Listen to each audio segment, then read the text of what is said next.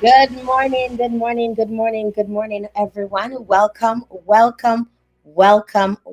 back to another conversations on migration in the Caribbean, the climate justice series.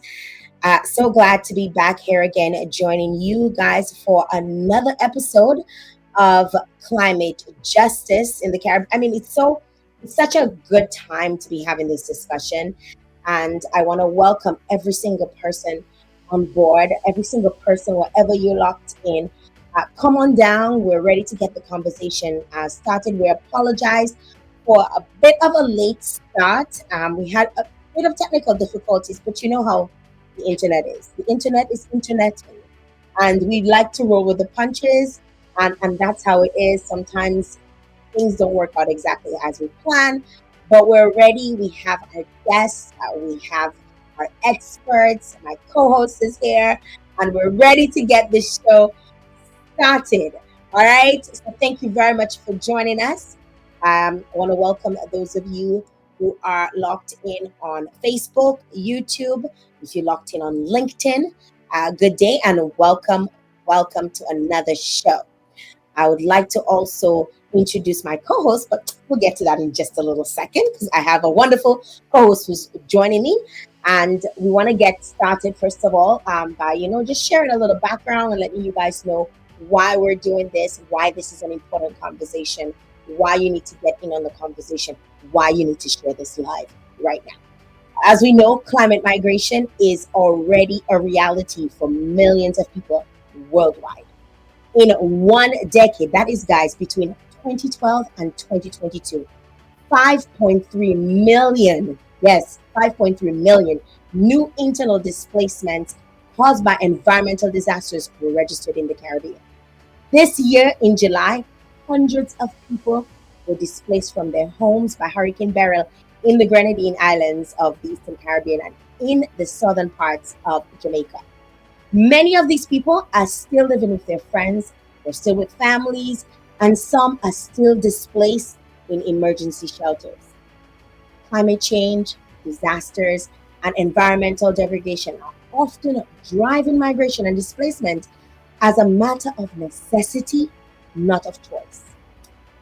I am your host, JL Joseph, and I'd like to introduce you to my co host, Irania Yao, the head of office of Guyana and the deputy coordinator for IOM Caribbean. Good morning to you, Irania. Good morning, and thank you, Jill. It is a pleasure to be here. And good morning, everyone, and welcome. We're joined by Welcome our to guest. today's.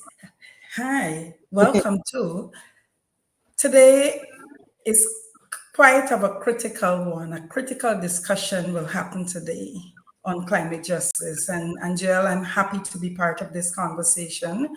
I am pleased to facilitate the conversation as we believe that our youth shares the understanding that climate change is not a distant threat, but more a present reality, profoundly impacting millions of lives, like you mentioned. And the Caribbean is no stranger to experiencing the impact. That's As and as we continue this second day of conversation, I must say that we are pleased to have two of our youth speakers. And if I can go ahead, let me introduce them because I believe they have a lot to say and yes. their voice needs to be heard. Let me introduce to you Kerwin Thomas, who is the president of Trinidad and Tobago chapter of Disabled Peoples International. Kerwin is a champion known for sounding his voice on the impact of climate change on people with disability. He represented Trinidad and Tobago well at the SITS conference. And next, I'll go quickly to Nicole Morrison out of the island of Dominica. Nicole is an intersectional environmentalist, a climate justice advocate, sorry, and she's the project manager who co-founded Caribbean Lives Matter, well known for inspiring youth and promoting sustainable development in Dominica. Welcome, and we are happy to have you. We look forward to today's meaningful dialogue and particularly the voices, as I mentioned, of our youth here in light of these conversations and discussions that will take place during COP29 in November as we continue to work towards actionable solutions that promote climate justice and resilience for all. Welcome. Over to you, Jill. Thank you very much, Irenia. Welcome to our most distinguished guest, I should say. I'll get the conversation started with Kerwin. So, Corinne, you are part of a community right now that has been advocating and raising awareness of the unique vulnerabilities faced by people, individuals with disabilities. You have argued that climate change worsens existing inequalities, disproportionately impacting this demographic as their mobility and access to resources are significantly hampered during disasters. You have expressed the need for policies that are inclusive and also adaptive. In the context of the Caribbean, Corinne, how can climate justice help people with disabilities to not be trapped in areas that are highly exposed to the impacts of climate change? All right, thank you so much, host Giles Joseph, and also co-host Miss Urania York. Firstly, I would like to take the opportunity to thank the IOM Caribbean for this most important opportunity on conversations on migration, climate justice series. And as the host said before, my name is Kevin Thomas, President of the Trinidad and Tobago Chapter Disabled Peoples International. Firstly, climate justice means, or for me, climate justice means putting equity and human rights at the core of decision making. Decision making action on human rights, everyone needs must be met, including persons with disability. All right, just so that's to answer your question. As I said, persons with disabilities have challenges navigating mobility and the current environment in terms of access to resources.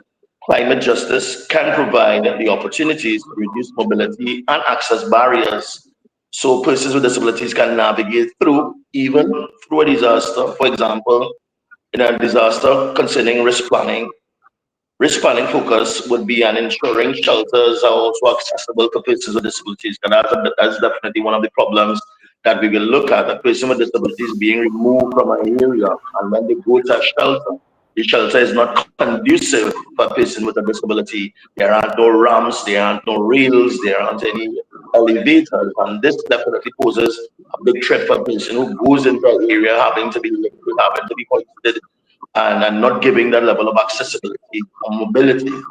All right. So the planning itself will focus on the most vulnerable, so they are not left behind, hence trapped in the areas that are being affected by the climate change.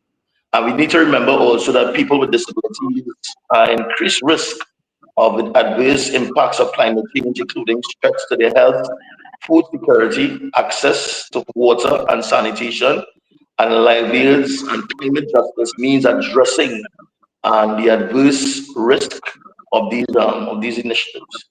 And just finally, I'd just like to say that climate justice suggests that the responsibility in addressing climate change should be divided accordingly to who is contributing the most to climate change. All right, so that the problem, while addressing systematic and socioeconomic inequalities, so it's not a situation where the people that the people who contribute the most, they want to give back the least. So the people who are not contributing to climate change at all have to be affected by those that are the main contributors to climate. I want to pass it back on to you, Ms. Joseph. Thank you so much. Thank you very much, Cohen. I just want to bring into the conversation Helen Glennison, who is locked in. She's here with us, so I just want to acknowledge her presence. She is the project officer, and you guys saw her yesterday. If you look at, if you came on and you viewed the conversations yesterday, and she's the project officer in migration, environment, and climate change at IOM Caribbean. She's the expert. She is the one that we look to. We look to for guidance. So I just want to acknowledge Helen. Helen, welcome aboard. Thank you very much, Jen, and yes, I'm working on migration, environment, climate change, but certainly, as Karen said, it is important that no one is left behind when it comes to disaster, when a disaster strikes, and including people with disabilities that who are one of the most vulnerable groups in that circumstances. So thank you very much for highlighting them again, and there is no enough. Need to highlight them again and again and again because they are very vulnerable when it comes to environmental disasters, but also climate change impacts. So thank you very much, Karim, for this. Thank you so Over. much. Thank you, Helen. We'll continue with Nicole. So welcome, Nicole, my fellow sister Dominican. Um, so, Nicole, you've recently been engrossed in discussions to do with climate change, climate finance, as well as climate justice. You are also from the island of Dominica, like I mentioned, which was severely devastated by Hurricane Maria in 2017, and you have roots in Montserrat, from where your family members have been scattered due to the 2010 volcanic eruption that really, and also the impact of Hurricane Hugo. These experiences obviously have had a profound impact on you as well as your family members.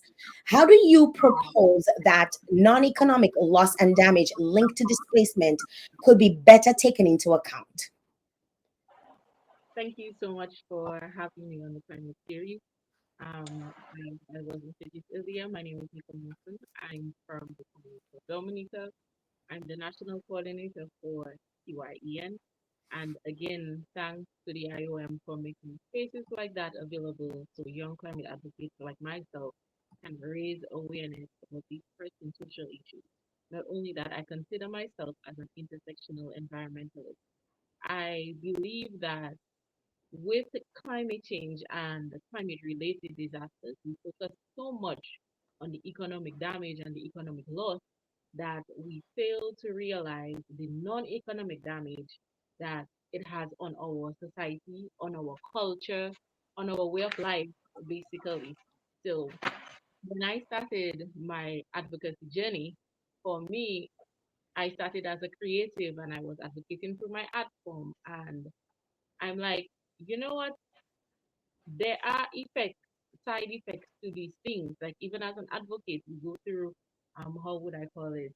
We feel like we live in a state of survival mode constantly and it weighs down on our mental health. And then I started to dig deeper and I started reading up about climate and eco anxiety and climate depression. And then I started thinking, but wait a minute, with everything that happens with these disasters, it's not just the displacement. It takes a lot to lose everything that you have, everything that you know. It's almost like a reprogramming of the mind. And we don't realize that the impact, the non economic impact on our well being and our mental health directly impact the economic side of things. Because if you're not there, if you're not there mentally, if you're not there um, um, in your correct state of mind, then how is it would you even start thinking of where do I start? Do I want to start? And even restart, I mean, and I've seen the more I dig into climate adaptation and climate resilience, I keep on seeing these impacts more and more. And not only that, but stress or deep stress can cause autoimmune diseases. I bet a lot of people didn't know about it because I was in the Caribbean region where mental health is not taken seriously. Honestly, I think we're all aware of that. Um, and because it's not taken seriously, you're told basically to get yourself up.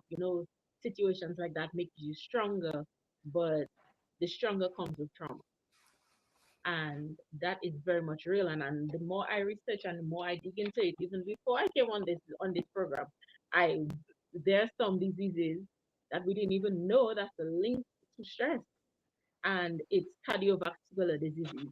I saw after Hurricane Maria when it impacted the amount of, if we noticed it, I started to notice it and took a little data, the amount of persons who died after Hurricane Maria from hypertension. What is that linked to? Cardiovascular diseases, your pressure go up, etc.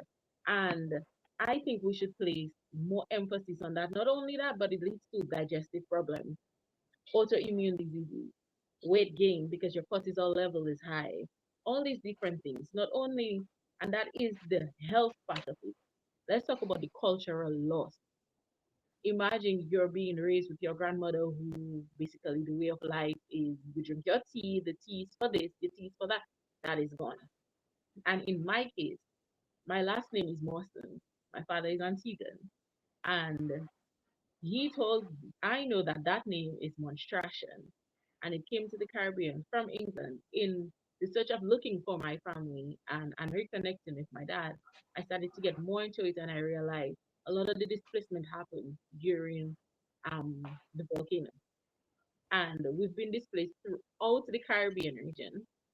And not only that, but even having a conversation recently I was so, what is the purpose of having to go to find your family, etc. I was like, think of the things, my medical, not in my medical chat, probably hereditary illnesses that I might have in my system. Something happens to me later on, or I have kids later on in life, and these weird illnesses are coming about, and I have no idea where it comes from. I don't know my family history. I don't know my family medical history. So the impact of displacement in the Caribbean region due to climate related disasters or just disasters on a whole, it has its cultural losses, its psychological. I believe we need stronger psychological support system. Not only that, but also start with community led solutions to actually um, find solutions to these social issues and create more awareness and create this space for healing after the I mean dealing with climate change in itself is already a lot. So let's try not to make things worse than it really is. Thank you very much, Nicole, for sharing that with us. I want to bring back Irena on here with us. And one of the things that Nicole said, really struck me is, all of the autoimmune diseases and all of the different things that happen to you during, like, I developed psoriasis, during a natural, following a disaster, right? Like, it just came out of nowhere, and it has not left me ever since, and I have found ways to manage it, but I don't have psoriasis in my family lineage, So how does that play out? And obviously, I found out through therapy that it was stress related.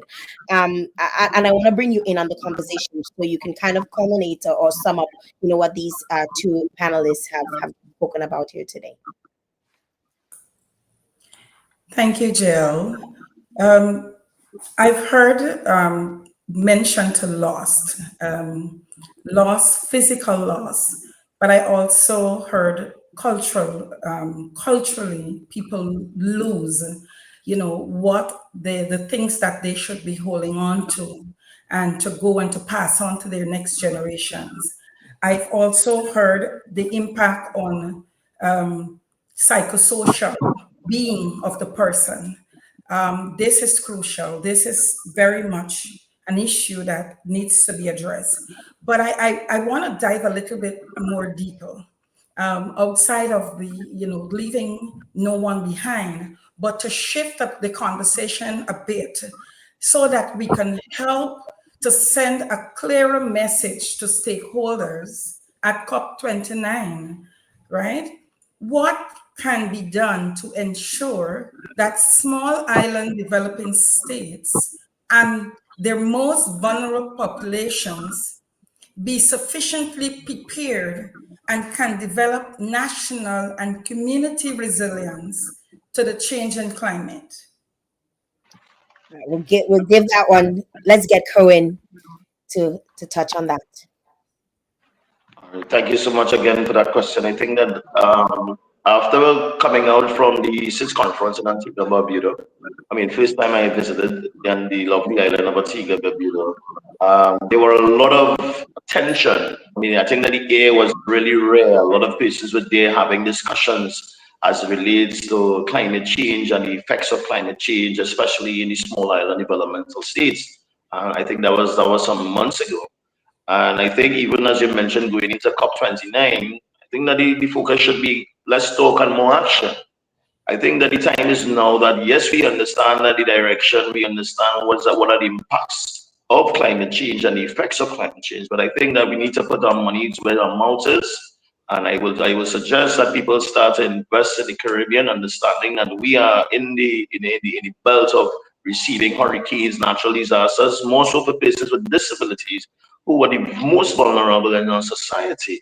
And if we definitely care about the most vulnerable, the people that cannot do for themselves, at least some of them, then we should definitely put our money where our mouth is. And I would just that'll be something that we get whoever is going to COP29 will open up their voices as bold as possible and tell the decision makers, the people who have been contributing negatively to climate and climate change, that they themselves have a responsibility to the rest of the Caribbean and people, more so persons with disabilities, so that we could be able to make the changes that are necessary. Thank you very much, Cohen. How about you, Nicole? Oh, you're on mute. Let's get you Sure. off. Yeah, go ahead. I'm currently in the UK right now, and I have been here for a week of discussion at the IMO, the International Maritime Organization. And basically, I was here as a climate advocate to push the importance of imposing a shipping levy on shipping companies at 150 USD per ton for the emissions that they put into the environment for greenhouse gas. And while there, I took the opportunity basically not only to speak out for my island, but also partner with Six Pack who proposed these proposals. And my stance on this has been for basically repeating what I've been repeating for the past week and a half, and I've been saying the Caribbean region is sitting in the hot seat of the hurricane belt. Yeah. That is something that we know. We contribute less than 3% to greenhouse gas emissions in the atmosphere, yet still we on the front line of the climate crisis. It is unfair for us, the Caribbean region, and also for the Pacific Islands as well, to be facing the repercussions and the direct impact of the climate crisis, while the big polluters and the global north profit from it and they contribute more to the environment. Yeah. For me, my stance is tax them. You do that. Pay for the damages that you have, like pay for the damages that you are causing, and we are the ones who's paying for it. I am a strong advocate for strengthening our climate adaptation plan because as much as we're trying to get back to the 1.5, it is starting to look more bleak and more bleak. We need to focus on more adaptation than mitigation about this time.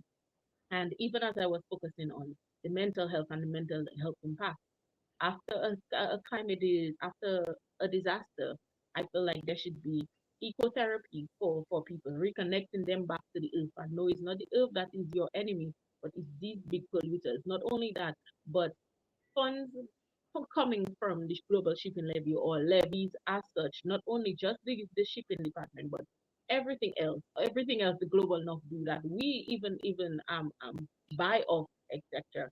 I feel like there should be funds and taxes in place to fund sustainable projects. We're tapping in Dominica into the geothermal energy that will bring down emissions and bring down decarbonize the shipping, decarbonize not only shipping but even our way of life in Dominica and bring our emissions down to like net zero. And the aim is to get to that part in 2050. So for me, I think it starts them. We needed to start fighting before we're late. Right now, drastic action need to be taken place. If they don't want to listen to us, touch their pocket. That is one way of making people listen. I for real. If you don't want to listen to me, talk to you. Then oh, you're forced to listen. So going into COP, my um my message to them is focus on adaptation, fund sustainable um solutions, renewable energy. These are how many ways that we can put these funds into. That is what my focus will be. And let's not forget the mental impact that it has on people as well. Thank you very much, Nicole. I want to bring Helen into the conversation. Nicole says tax them, and I feel like that goes down all of like throughout the entire line because if you look at how we're placed in the Caribbean during the hurricane season, cruise ships we don't see them at all. We don't see them at all, and they get so excited and pumped when October comes around for them to return back to our shores, which is causing pollution, and I don't feel like the Caribbean islands get enough. I'm leaning towards Nicole and her solution to tax them. What would you like to share, Helen, based on Thank you very much, Nika. Thank you very much, Karine, for all what you're doing today. And actually, I think with yesterday's guest, we have already strong recommendations for COP29 around climate finance, around loss and damage, with the loss and damage fund that we are about to hopefully operationalize. Um, so, and also inclusivity of marginalized communities, including them more, such as people with disabilities, but also LGBTQ plus communities, and elderly women, and etc. So I think we are on our way. We are on our way to 90, and thank you very much for your voice as youth, because we are we are the future. So I think we need to fight more, and thank you for that, as youth leaders, as youth voice, I would say, and climate voices. Thank you. thank you, Helena. Thank you, and Arena. I let you have the final word. Sure. Joe, Helen, I think we've heard compelling perspectives from our esteemed speakers, Kevin and Nicole, and whose dedication to advocating for the most vulnerable among us is truly inspiring. I think, Corinne, you've highlighted much of the challenges faced by individuals with disabilities in the context of climate change, and we understand that this is crucial. Nicole, your efforts in promoting sustainability and resilience in Dominica really serves as a beacon of hope and an action for many. It is clear that the path to climate justice really requires collective efforts and innovative solutions, and very much unwavering commitments, not only from, I want to say, government, but I think also communities. We all have a role to play. So the voices of our youth, as well as those of our most vulnerable populations, it must be at the forefront of the conversations, especially as we approach COP29. I want to say really thank you for your dedication, and let's continue to work together towards a more just and sustainable world. Thank Thank you you. very much, Irina. I want to say thank you very much to our panelists. Thank you to you, Cohen Bombers, out of Trinidad and Tobago, TNT, Trinity Born. And thank you very much to Nicole Morrison out of Dominica. And both of you continue the good work that you are doing. Your advocacy work, it really means a lot. And thanks to Helen for dropping in to talk with us, to hang out with us today. And to you, all of you, the viewers, the listeners, wherever you are locked in, I want to say thank you very much for joining us. I saw a lot of conversations coming through. Like we had conversations like this where people are sharing that they noticed in SVG the impacts on the severely elderly people. So people were chiming in. Folks were saying things like, really, really great shares again. Thank you, IOM Caribbean, for hosting this series. So this is what some of the users who are viewing right now are saying. We want to encourage you guys to share these videos because this is how the message can move. This is how the message can get to the people. I mean, we'll do our part in ensuring that it lands where it needs to land, but you can amplify it, and that's what we want you to do. We want you to share every single one of the video whenever you come on. You could have been listening live, you could have come on later on, you could be looking to a share or reshare, We encourage you to share these conversations because this is very important for us as Caribbean people. I want to encourage you to log in tomorrow because the conversation continues. Tomorrow we continue the climate justice series. We have three new guests who are going to be joining us from three new islands, three different countries. And I want to encourage you guys to be locked in. Come on, follow us on IOM Caribbean, follow on my pages, follow every single one of the participants who will be resharing as well. And thank you again for joining us for another climate justice series. I'm JL Joseph, and I will be back tomorrow. New guest, new co-host. Thanks, Serena, for joining us. And have Thank yourself you a for great having day. me. Bye bye. Bye, everyone.